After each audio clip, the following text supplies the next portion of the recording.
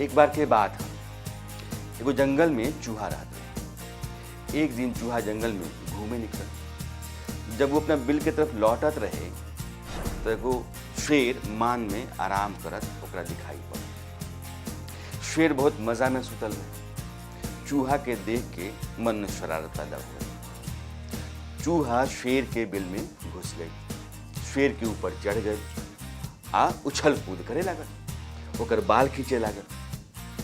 चूहा के शरारत से शेर के नींद खुल गई। शेर के नींद खुल जाए तो गुस्सा आई, शेर चूहा के पंजा में दबा देलक।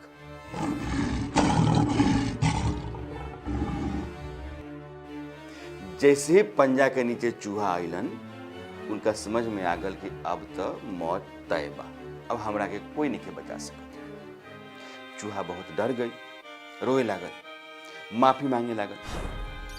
चूहा शेर से कहला कि हमरा के मत मार।